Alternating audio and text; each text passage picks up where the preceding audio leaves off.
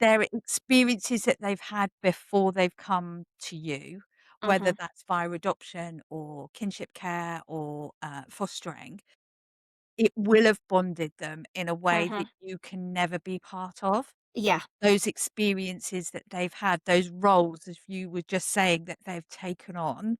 There's the scapegoat, there's, the child that becomes the parent, there's, the controlling one. There's all these different dynamics that are going on, and then they move into your home, and you're like, "Oh, this is gonna be lovely, and it's gonna be great, and they're there, and they can support one another, and isn't this just going to be marvelous?"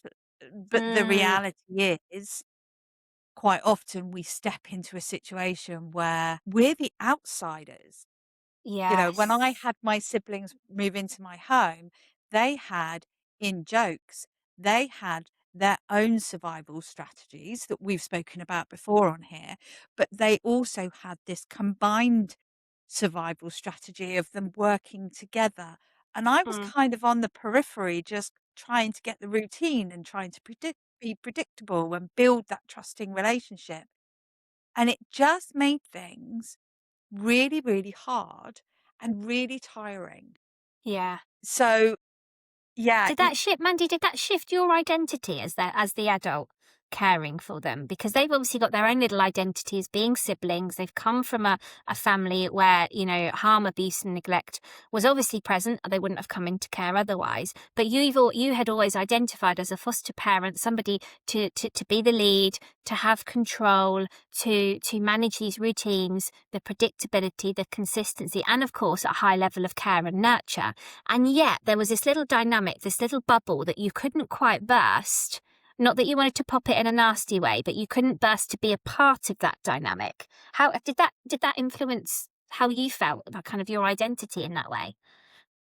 yeah, I suppose it did to a certain extent. I think the frustration I felt about not being good enough to be Mm, able to make my way into the bubble, not burst it, yeah, but kind of yeah. peer into it, definitely impacted on me. Um, but I had to kind of use that acceptance of this is where they're at right now, Mm, but this is what I'm going to do. And I know therapeutic parenting works. I yeah. know that therapeutic parenting is the best way forward when I'm looking after these children. And hopefully, I will be a big enough influence on how they are thinking now that I can start to immerse myself a little bit in those bubbles that they've got. Mm, Does that mm. make sense? Yeah, definitely.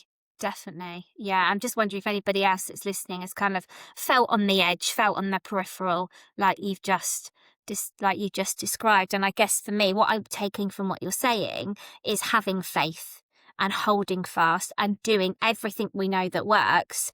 And just again, it comes back to consistency, doesn't it? Being that consistent person in that relationship, no matter what the dynamic of that relationship is, and just knowing that over time there will be a little chip, chip, chip away, Yeah. and to see that change over time.